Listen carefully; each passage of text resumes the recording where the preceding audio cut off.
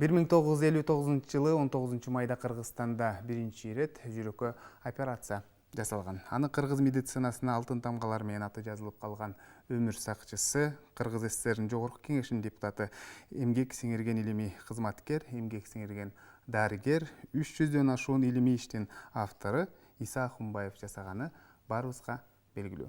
Мына ушул күндөн тартып бүгүнкү күнгө чейин бул күндү жүрөк кардиохирургдары даталуу күндө кесиптик майрам катары белгилеп келет. Быйыл мына 60 жыл толуп отурат. Бүгүн биз мына ушул даталуу күнгө арнап жүрөк хирургиясы жөнүндө маектешебиз. Саламатсыздарбы урматтуу тилей көрүүчүлөр, түз эфирде кайрадан ден соолук программасы бүгүнкү чыгарылышын сунуштайт. Аны мен Сейит Амираев алып барам. Ардактуу тилей көрүүчүлөр, дал ушул тема боюнча эгерде сиздерде кандайдыр бир суроолор болсо, сөзсүз түрдө байланышка чыксаңыздар болот. Байланышчу телефондор 032 22 код аркылуу 44 87 номери жана ошондой эле WhatsApp номери дагы иштейт 0508 87 77 97 номери. Анда студиянын кадырлуу конокторун мен сиздерге тааныштырып өтсөм, Касым Хашимов, Ош областараралык балдардын клиникалык ооруканасынын дарыгер кардиологу жана ошондой эле кийинки коногубуз Өмүрбек Урайымов, Алиев Мамат атындагы Ош кардиомедициналык борборунун кардиохирургу жана биздин медициналык окуу жайдын студенттери келип отурат. Саламатсыздарбы? Студиябызга кош келипсиздер. Эң алгачылы айтсаңыздар, мына жүрөк операция жасалганына быйыл мына 60 жыл толуп отурат. 60 жылдан бери канчалаган бейтаптардын өмүрүн сактап келесиздер дегендей. Бул даталуу күнгө карата кандай иш-аракеттер жүрүүдө? Бул даталуу күнгө карата Кыргызстанда уже 2-3 күндөн бери эртең дагы бүрсүгүн дагы өтө чоң конференциялар пландаштырылган. Кыргызстандын ар түрдүү шаарларында, башка өлкөлөрдөн дагы, Россиядан, Москвадан, Тажикстандан, Өзбекстандан, Казакстандан өтө белгилүү кардиохирургдар келип, өздөрүнүн кылган иштерин айтып, чоң конференциялар болуп атат. Пландаштырышкан дагы, алдыда дагы боло турган өтө чоң конференциялар кылынат Кыргызстан боюнча. Жакшы.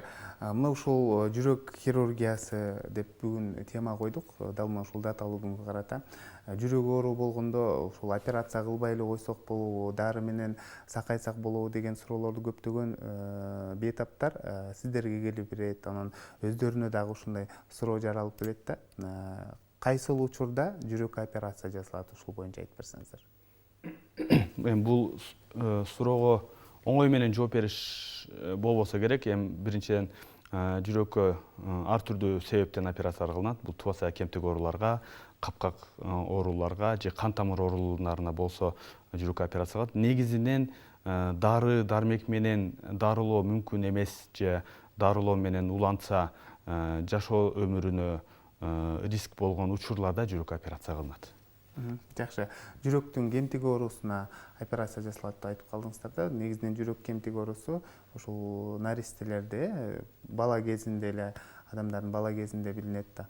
Анан ошол бала кезинде жасалыш керек деп да биз маалымат угуп жүрөбүз да. Ушул боюнча жүрөк кемтиги оору боюнча маалымат берип өтсөңүз.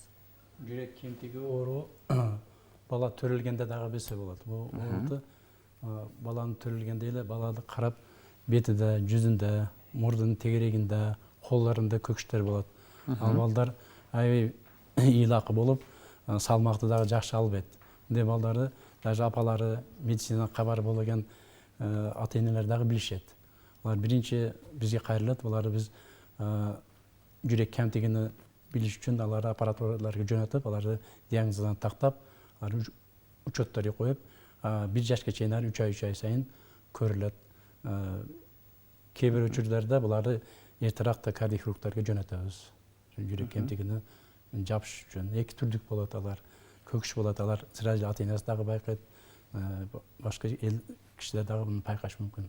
Берги ак түрдөсү ал жеңил болот, өзү кээ бир балдарда 1 жаштын ичинде өзү бекилип дагы калат.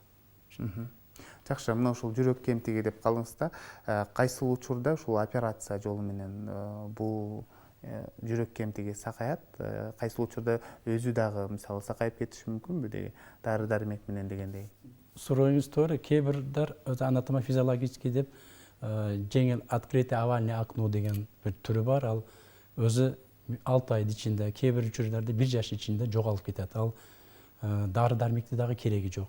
Кейбир учурда көкүш түрдөгү пороктор болар. Алар кан айланышы бузулушу, постоянно алар дары дармекте жүрөт. Жүрөктө дигоксин деген дарыларыбыз бар, каптоприл деген дарылар бар. Алар ичип жүрөт. Негизгиси булар операция жасаганга муктаж болот да. Жакшы. Негизинен мына ушул Кыргызстанда жүрөктүн клапанын алмаштыруу операциясы көп жасалат деп угуп калабыз да. Кайсыл учурда сөзсүз түрдө ушул клапанын алмаштырууга туура келет, ушул боюнча айтсаңыз. Жүрөктө негизинен 4 капкак болот, ошо 4 клапан болот. Митральный жана аортальный клапандын себебинен көбүнчө операцияга муктаж болот. Анын кайсы убакытта кылыш керегин аныкташ үчүн жүрөктү ультрадобуш аркылуу аныкталат дагы. Эгерде жүрөктүн көлөмү чоңое баштаган болсо, жүрөктүн күчү азая турган болсо, кээ бир учурларда аба жетпей өпкөдө кандын баардыгы бириге баштаганда же жүрөктүн мындай ритми бузулуп, ичине тромб боло баштаса, өпкөнүн басымы көтөрүлүп, өтө эле көтөрүлө баштаса, ошондой учурларда негизинен жүрөктүн ошо капкактарын алмаштыруу же өзү ошол калган капкагын оңдоо операциялары керек болот. Жакшы, анан Кыргызстанда эмне үчүн ушундай көп жасалат деген суроону өзүңүздөргө берип көрдүңүздөр беле? Кыргызстанда албетте бул биринчиден ушундай оорулуулардын саны көп болгондуктан ошондой операциялардын да саны көп болуп атат. Бирок дүйнө жүзү боюнча статистиканы карасак деле, мисалы 5 миллион калк үчүн 5000 операция жүрөккө кылынат. Бул мындай ортоломо статистика деп эсептелет. 1 миллион үчүн 1000 операция жүрөккө кылынса, Кыргызстан үчүн 5 миллионго 5000 болуп турган. Башка мамлекеттерде деле жүрөк операциялары өтө көп кылынат. Салыштырмалуу бизде биздин калкыбызга караганда мындай орто статистикалык санына жеткенге аракет кылып атабыз. Ошондой эле операция кылынат. Жакшы. Бизде студенттерибиз да келген, анда кийинки суроо аудиториядан болсун. Микрофонду кармап суроо берсеңиз болот. Саламатсыздарбы? Негизинен бул пароксеция деген адамда кандай учурда жана эмне себептен пайда болот? Себептерине токтолуп кетсеңиз, жүрөк кемтигин. Пароксеция дегенде жүрөк тугаса кемтиги дейилет.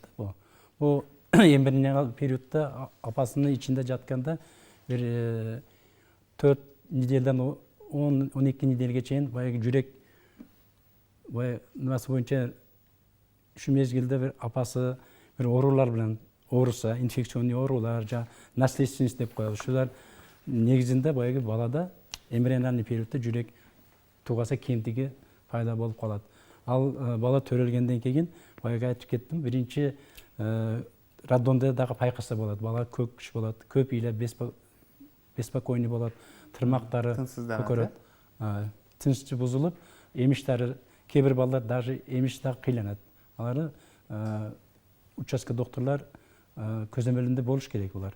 Андан кийин биз эми как кардиолог эсептелебиз, бизге учетке коюп, ар 3 ай сайын алар көрөбүз. 3 ай, кийин 6 айлыгында дагы 9 айлыгында 1 жашында көзөмөлдөн өткөрүп турабыз. Кошумчалап кетейин. Бул тубаса кемтик ооруларынын дагы бир себептеринин бири бул ушу боюнда бар учурда мына облучение, радиация деп коебуз, рентген, загар эткен убакытта, андан сырткары кээ бирки дарылар таасир этиши мүмкүн, вирустар таасир этиши мүмкүн.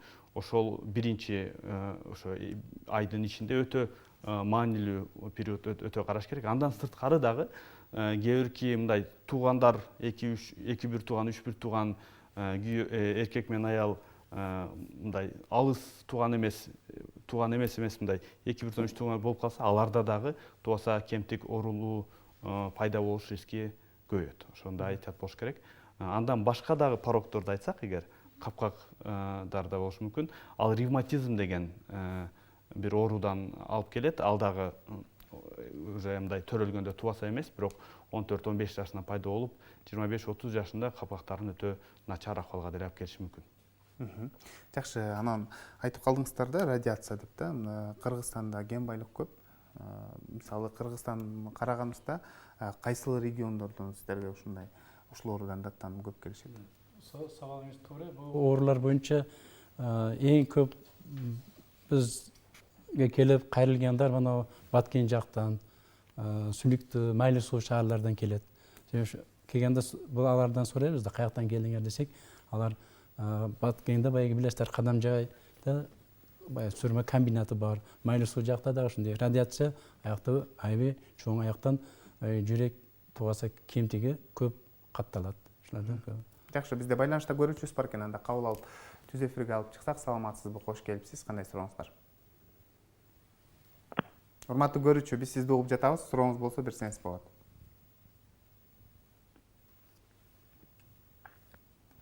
Кандай сурооңуз бар? Саламатчылык. Алло. Биз сизди угуп жатабыз. Сурооңуз болсо берсеңиз болот.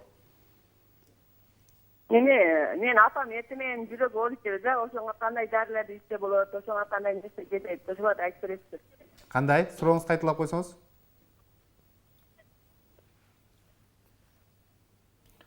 Мен апам жүрөк ооруйт эле, ошого Мен естип тургам да.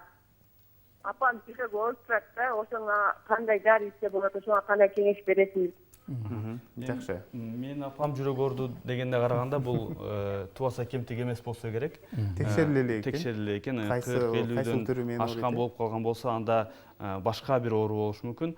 Эми жүрөк ооруп атат деп 40-50дөн ашканда биз биринчи өчүрүт ушу жүрөктүн кан тамырында атеросклероз деген нерсе бар, ичкерип калган деген болушу мүмкүн. Ошону биринчи өчүрүт ойлойбуз. Бирок аны аныкташ үчүн албетте кардиолог, дарыгерге барыш керек болот. Эмне дегенде ал ушу кан тамыр, жүрөктүн кан тамырынан болгон болсо, ал көбүнчө ушу аракет кылганда оорутат. Көп оор жүк көтөрүп, ошого окшогон нерселерди кылганда көбүнчө оорута турган болот. Бул жерде аныкташ керек. Өтө көп мындай адамдарда, жаштарда деле, эркелерде деле жүрөк эмес, жүрөктүн кан тамыры эмес, башка эле нерседен дагы ушу жүрөк ооругандай эмелерди жүрөктү ортуп кое бериши мүмкүн. Башка оору болуп Башка калышы деле болушу мүмкүн. Ал үчүн текшерилип көрүш керек экен.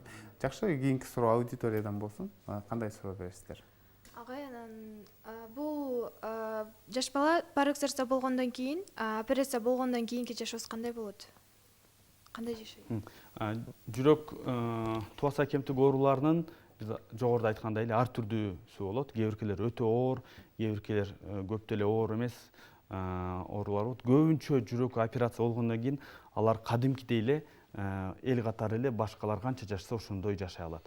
Бирок кээ бирки учурларда өтө оор формалары болот. Аларда бир операция менен бүтпөй, бир-эки операция кылынып, ошондой порокдор болсо, алардын албетте анда операциядан кийинки турмушу дагы дарыгерлердин көзөмөлүндө болуш керек. Кээ бирки учурда экинчи же үчүнчү этап операциялар керек болуп калышы мүмкүн. Бул эми өтө оор формаларында ошо башкачараак болушу мүмкүн. Негизинен көбүнчө жүрөккө тубаса кемтик ооруларынын операциясынан кийин алар башкалардай эле көп жашап, бала чакалуу болуп, үй бүлө эме кылып, кадимкидей жашай бериши мүмкүн. Аларды мындай жакшы дарыгерлерди мен билем, мисалы жүрөк тубаса кемтик болуп, операция болуп, азыр өтө жакшы операциялар кылып жүрүшөт. Ошо көбүнчө жакшы эле болуп жашай беришет. Жакшы. Анан айтсаңыздар, мына ушул жүрөк кемтиги менен ооруса бала кайсыл куракта операция жасаш керек? Кээ бирлер айтат, убактысына өткөрбөш керек операцияны деп дагы айтып жүрүшөт да. Бул боюнча так даана маалымат берип кетсеңиздер. Ол суроо абдан туура. Канча бала жүрөк тубаса кемтиги менен канча эрте жасалса, шунча жакшы болот деп ойлойм. Өмүрбек дагы айтса керек бул. Себеби башка чет өлкөлөрдө даже балдар төрөлгөндө роддомдон да сразу кардиохирургияга которулуп, аякта операция жасалат. Төрөлгөндө эле. Төрөлгөндө жасалат. Россияда, Москва, Россия өлкөлөрүндө. Бул жерде мындай деп бөлсөк, эгерде кээ бирки тубаса кемтик оорулар өтө опасный, тез кооптуу, өтө тез учурда начар болуп кетиши мүмкүн болсо, аларды сиз айткандай роддомдон эле кардиохирургияга которулат же 1 айга жетпей кээ биркилерде 5-10 күнгө чейин эле операция кылышы мүмкүн. Коопсуз, анчалык мындай оор эмес учурларда кичине чоңойсун, 1-2 жаш, 3 жашка чейин кичине чоңойсо, анда жүрөк операциясы жеңилирээк болушу мүмкүн дагы. Ошондой учурларда карап көзөмөлдөп кичине өскөндөн кийин кылышы мүмкүн. Бирок өтө туура сөз айтылды, өткөрүп кетпеш керек. То есть убагында кылыш керек, анан убагын өткөрүп берген болсо ошондо гана негизги эмелер болушу мүмкүн, начар жыйынтыктар. Негизинен убактында кылынса, анда көбүнчө жакшы жыйынтыктар болот. Жакшы, анан кээде ушундай төрөт үйүнөн эле операция жасаганга туура келип калат деп калдыңыздар да. Бул учурда наристенин ден соолугуна доо кетип калбайбы деген дагы суроо жаралат да. Себептен де кичинекей эле бала 3 килограмм, максимум 4 килограмм дейли, ал кантип наркозду көтөрөт ушул боюнча дагы. Эми ал андай наристе эгерде жүрөккө операция кылат турган учурга келген болсо, албетте ал өтө оор деп эсептелебиз. Эгерде мына биз жүрөктө тубаса өтө оор өпкөгө кеткен кан тамырлар мисалы жабык болуп калышы мүмкүн, же өпкөгө кетип аткан кан тамырлар мээге уланган болушу мүмкүн. Андай учурда аларды тез кылуунун себеби бул жерде баягы 1-2 кан тамырлар болот. Алар 1-2 күн ичинде жабылып калышы мүмкүн. Ошолор сактап калган болушу мүмкүн дагы. Алар жабыла элегинде операцияга алыш мажбур болуп калышы мүмкүн. Эмнегеден алар жабылышы менен бул жүрөк иштей албай турган учурларда гана ошо төрөт үйүнөн тезирээк ошо кардиохирургияга алып барып, ал жерде ошол эле күнү кылынбашы деле мүмкүн, бирок ошол жердеги реанимацияда көзөмөлдүн алдында болуп операцияга даярданышы мүмкүн. Өтө оор учурларда айтылат. Жакшы, маегибизди бир азга токтотуп турабыз. Азыр болсо видео материалга көңүл бурсак, андан соң кайрадан жолугушабыз.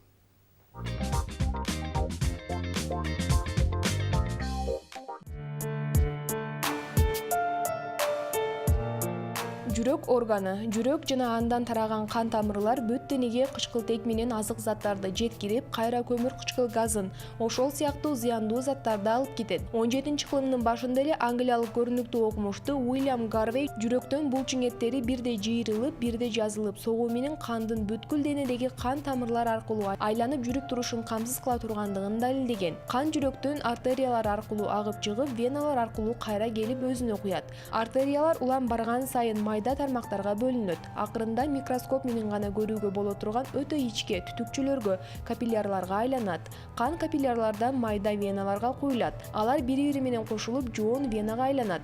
Кан ошол веналар аркылуу жүрөккө келип куят.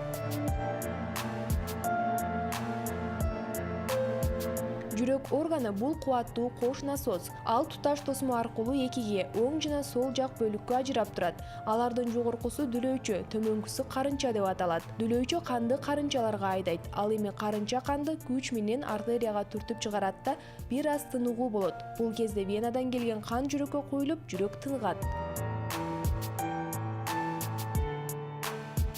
Жүрөктүн өтө маанилүү иши бардык органдарды кычкылтек менен камсыз кылып туруу. Эгерде кычкылтек жетишпесе, органдардын иштеши бузулат.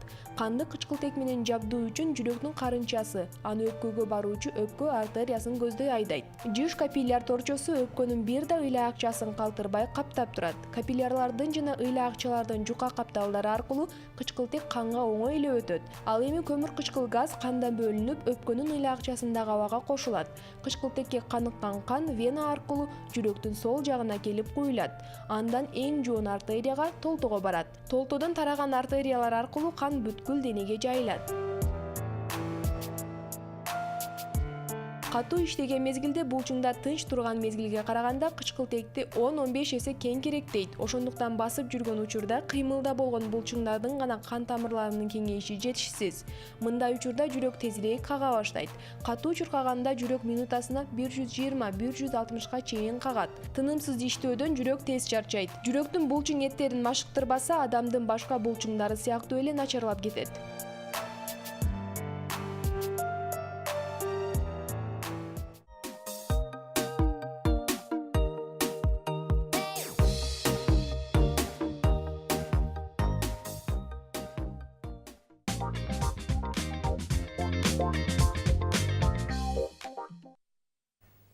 Сиздер Түз эфирде ден соолук программасына ортоктош болуп жатасыздар. Ардактуу теле көрүүчүлөр, бүгүн биз жүрөк хирургиясы деген теманын алкагында маектешип жаткан кербезибиз. Маегибизге кайрылып келсек, теле көрүүчүлөрдөн көптөгөн суроолор келе баштады. Саламатсыздарбы? Менин келиним кош бойлуу, жакында эле билдик дейт, жүрөк кемтиги бар экен, жүрөгүндө тешик бар экен дейт. Анан биринчи баласында билген эмеспиз, азыр экинчи баласында байкап калдык дейт. Анан эмне кылыш керек, кантип дарылаш керек? Анан мындай илдет дейт, баласына өтпөйбү деген суроону калтырыптыр. Бул жерде биринчиден дарыгерге барып, ошол тубаса кемтик оорулардын өтө көп түрү болот деп атпайбызбы? Кээ бир учурда оңой эле болсо, анда ал эч кандай тоскоолдук кылбайт, оңой эле эме болушу мүмкүн, бирок билбей эле. Бирок ошондо деле кээ бир учурларда жүрөктө кооптуу болсо деле биринчисин жакшы көтөрүп, экинчи, үчүнчүсүндө уже кыйнала башташы мүмкүн. Ошо кайсы эме экен, өтө оордуу, кооптуу же оңой экен, албетте көрүш керек болот. Ошого карата кээ бир учурларда бизде дагы болот, ошо боюнда бар, бирок кемтик оорусу бар экен, билбеппиз, эмне кылайлы деген учурлар өтө көп кездешет. Ошондуктан кардиологко барып көрүнүп эмеси милдеттүү өтө. Кеңеш алып коюш керек. Анан баласына өтпөйбү деген суроо. Көбүнчө өтпөйт, андай жол менен көбүнчө баласына өтпөйт. Эми кээ бирде кездешет, наследственный деп коет, бирок көп учурларда андай болот. Жакшы. Саламатсыздарбы? Менин кызым 6 жашта, төрөлгөндө ВПС деп диагноз койгон дейт. Анан өзү бүтүп кетет деп айтты дейт. Биз эмне операциядан кечиктикпи, эрте жасатыш керек беле, же болбосо эмне кылышыбыз керек деген суроо калтырыптыр да. Мына телекөрүүчүнүн айтышына караганда, 6 жашка жеткен болсо, бул жүрөк кемтигинин бир жеңил формасы болуш керек бул. Оор формаларда бала уже салмагы жетишпей, баягы кичкене басканда чарчап калдым деп отуруп калыштары мүмкүн.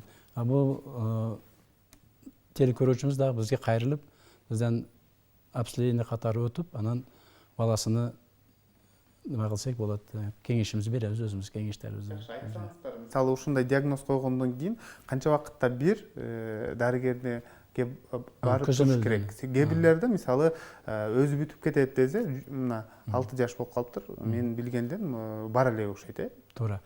Жүрөк кемтиги менен төрөлгөн балдар биринчи ар 3 ай сайын төрөлгөндө бизге келип учетке коюлду. 3 айлыгында, 6 айлыгында, 9 айлыгында, 1 жашта. 1 жаштан кийин 6 ай сайын болот. 6 айда, анан 1 жылда. Ушу кезектеги келгенде биз аны көрүп, обследование кылып, текшерүүлөр натыйжасында балага кардиохирургка өзүбүздүн түшүнүшүбүздү беребиз, барып көрүнгүлө. Азыр өзүңөргө белгилүү, Жалал Абад, Южный регион боюнча Жалал Абадта ачылган кардиохирургия. Элдер барып көрүнүп, өзлөрү кардиохирургтардан сунуштарды алып, операция качан жасалыш керек, канча немелердин сроктарын алып келип жатышат. Жакшы, кийинки суроо мындай. Саламатсыздарбы? Жүрөк оорусунун белгилери кандай болот? Мен сол тарабым дейт, жүрөгүм тушу дейт, солкулдатып оорутат дейт. Күн түн болобу дейт, айырмасы жок, дайыма ооруп турат дейт. Анан бир нерсе каттуу дабыш чыкканда дагы чочуп кетемин деген суроону калтырыптыр да. Бул симптомдору жүрөк оорусуна көп деле окшобойт экен. Эгер жүрөк оорусу боюнча мындай ачыштырган ооруну жүрөктүгү негизинен мындай болот. Эгер адам көп басып кетип атса, кээ биркилер 10 метр, 20 метр, 100 метрге чейин баскандан кийин оору пайда болсо, бул көбүнчө жүрөктүкү. Энтигип, ооруп, ачышып, ушундай же оор жүк көтөргөндө, жүрөккө нагрузка көбөйгөндө оорутканы, бул көбүнчө жүрөктүкүнө окшошот. Андан кийин ошол ооруганын айынан баса албай, токтоп, эс алып калганда 5-10 мүнөттө жакшы болуп кетет көбүнчө. Жакшы болуп кеткенден кийин көбүнчө ошо жүрөктүк болгондо андан кийин басышы кыйын болуп баса албай калат. Эгерде мындай жөн эле ойлонуп кеттим, бурушуп кеттим, ошондо ортоп атат, же мындай кыймылдаса эле күчөп кетип атат, алар көбүнчө жүрөктүк эмес. Бирок жүрөктүн көкүрөк оорусу болгондо эң начар мүмкүнчүлүк эмне болушу мүмкүн дегенде дагы албетте караштырыш керек болот. Мисалы, инфаркт болуп чыгышы деле мүмкүн. Ал жөнөкөй эле кичинекей эле оорудан деле, тиш ооруганында эле кичинекейден пайда болуп, бирок инфаркт миокарда деген өтө кооптуу оору болуп чыгышы да мүмкүн. Ошондуктан эчтеке эмес деген бир тактикага келбей, эң начар вариантын дагы ойлоп, ошого карап иш кылыш керек болот. Саламатсыздарбы? Мен ревматизм менен ооруганмын дейт. Анан операция жасат деп дарыгер айткан дейт. 28 жылдан бери операция жасатпай келатамын дейт. Жакшы эле жүрөт болчумун дейт. Жакындан бери дейт. Ошол даалымдын артынан тартышып оорутат дейт. Кардиологдор жүрөктүкү десе дейт, неврологдор бул неврологиялык оору деп айтат дейт. Эмне кылышым керек деген суроо калтырыптыр да. Мен оюмча бул жерде капкак оорусу болуп Тескерисинче кардиологдор нервтен десе, неврологдор жүрөктөн деп айтат. Эми жүрөк капкак оорулары капкагы болгон болсо, ал жерде аорта капкагы болгон болсо анча мынча оорушу мүмкүн. Көбүнчө алар аба жеткирбей, мындай адышканы берет да, аба жетпей кыйналышы мүмкүн көбүнчө. Жүрөк ошого да ушундай симптомдор болот. Ошондой симптомдор аба жетпей кыйналышы мүмкүн. Оорулар эгер мына жүрөктүкүнө окшобогондуктан кардиологдор жүрөгүм эмес неврологдорго окшобойт деп мен өзүм кардиологдорго кошулуп коеюн. Ошондой деп атса керек. Бирок эгерде 20 жыл мурун бул канча жыл мурун 28 жыл мурун операция кылыш керек деген болсо, 28 жылдын ичинде жүрөгү ага караганда жакшы болуп кетпесе керек. Ошондуктан жүрөк эми чыдап иштей берет да. Операция кыл десе деле кылбай койгондо начарлап кетерет, бирок жүрөк кандай нагрузка берсе деле ал акыркы минутага чейин согуп жүрө берет. 20 жыл, 28 жыл болду, мына жакшы жүрөм го деген бул мындай мактана турган бир нерсе эмес. Жүрөктүн баягы басымдары көбөйүп, өзү чоңоюп кеткен болушу мүмкүн. Ошондуктан 28 жыл өткөн болсо деле дагы эле көрүнүп, дагы деле дарыланыш керек болот. Жакшы айтсаңыздар, негизинен мына ушул эл арасында ушундайларды көп кезиктирип калабыз да. Операция жасатышың керек, ушундай жүрөк капкактарын алмаштырыш керек деген кеңештерди айтса, аны мен азыр өзүм жакшы эле сезип атам. 1 жыл жүрөйүн, 2 жыл жүрөйүн деп ушундай кечиктиргендер бар да операцияны. Ушул боюнча кандай кеңеш берет элеңиздер? Ошол замат жасаткан дурус же болбосо жакшы жүрүп, өзүнүн ден соолугуна карап, анан кийинчерээк жасатыш керекпи? Операция кайсы убакытта кылышын айта турган бул дарыгер. Ооба. Ал адам өзүнүн эмеси боюнча айта албайт. Кээ бирки мисалы эмелер бар, аортальный стеноз деп коет. Ал жерде эгерде УЗИ боюнча кан басымынын өтө көп болсо, жүрөктүн ичиндеги кан басымы 80-90го чейин жеткен болсо, кээ бирде алар эч кандай ооруну да сезбейт, эч нерсе начар сезбей жакшына жүрө бериши мүмкүн. Бирок алардын риски жүрөк токтоп калышы да мүмкүн, инфаркт болуп калышы мүмкүн, кеч болуп калышы мүмкүн операция кылышты. Ошондуктан кээ бирки учурларда, кээ бирки кемтик оорулар эч кандай белги бербеген учурлар да болот. Ошондуктан дарыгерлердин айтканына карап, ошого карап иш кылган менче туура болот. Кийинки суроо Касым мырза сизге экен. Саламатсыздарбы? Менин балама дейт, төрөлгөндөн жүрөгүндө тешиги бар деп айткан, бирок 1 жашка чейин бүтүп кетет деп айтты эле дейт. Бирок азыркы учурда дейт, дем алганда бир аз кыйналып, анан тамагы кырылдаган сатат, эмне кылыш керек деген суроо калтырыптыр да. Бул телекөрүүчүнүз Диагнозду овальный акно. бул овальный акно дегени өзү аябай жеңил түрү эсептелет. Бул өзү 6 ай 1 жаштын ичинде бекилиш керек. Кээ бир учурларда бекилбей калса, муну мына биз кардиохирургдарга жөнөтөбүз. Кардиохирургдар муну операциясы дагы өтө оңой, жеңил жолу менен бекитилет. Ал телекөрүүчүбүз дагы бизге кайрылып, баягы баласын обследованиеден өткөрсө, биз аларга эмне кеңеш беришти дагы айтабыз өзүнө. Жакшы.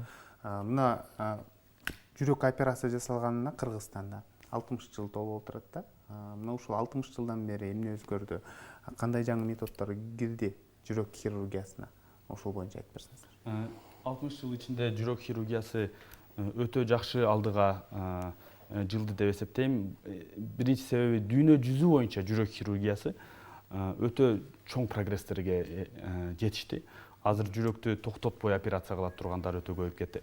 Жүрөккө көкөрөктү ачпай эле ийне аркылуу көп кемтик ооруларды бүтүрө турган дүйнө жүзүндө пайда болду. Алардын көбү Кыргызстанда деле кылынат.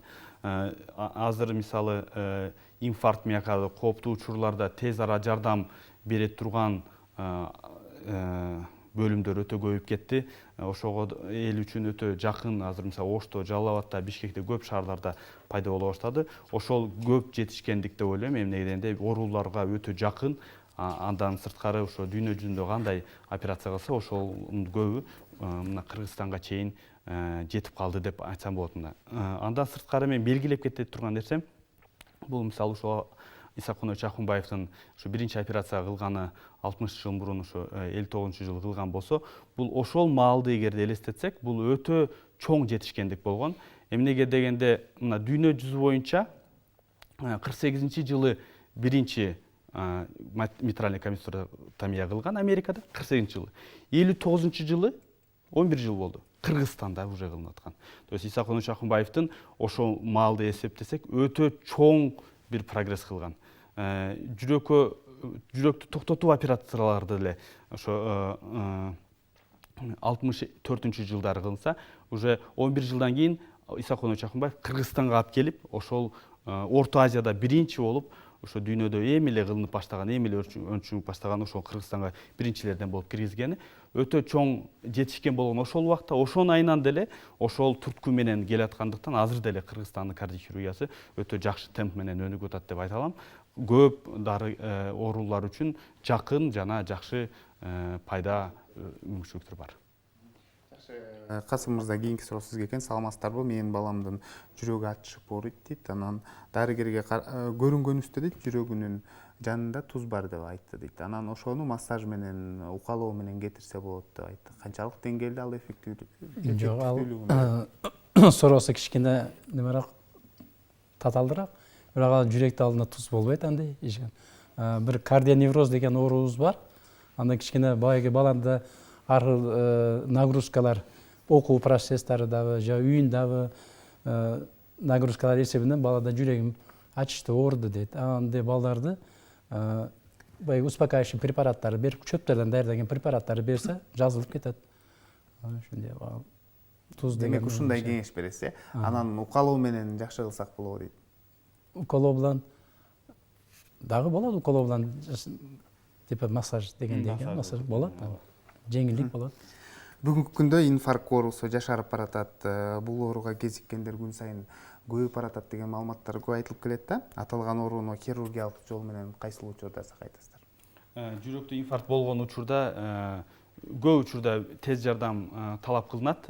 Тез жардамдын ичине бул дары дармек берүү, андан сырткары ошону инвазивдүү түрдө кан тамырларды карап, жабылып калган кан тамырды ачышка аракет кылыш керек. Эң жакшы, эң оңой, тез кылынат турган бул стентти мен айтат элем. Көп учурда ошол стент менен эле өтө тез арада кылынат, өтө жакшы жыйынтыктарды берет. Өтө эле оор болуп стент коюш мүмкүн болбой учур калса эле, ошондо инфаркт болгондо операция кылынышы мүмкүн, аортика шунтирование деген. Бирок көбүнчө инфаркт миокарда болгондо стент деген методиканы кылышка аракет кылыш керек болот. Жакшы, байланышта көрүүчүбүз бар экен, анда кабыл алып түз эфирге алып чыксак. Саламатсызбы? Кош келипсиз. Кандай сурооңуз бар? Алло. Биз сизди угуп жатабыз. Сурооңуз болсо берсеңиз болот. Алло, саламатсыздар. Саламатчылык. Звонок топ менен мен куштамчы. Мен жүрөгүм ооруйт да, анан ошону кое албагачтуу азыр кардиомагнит деген ичем да.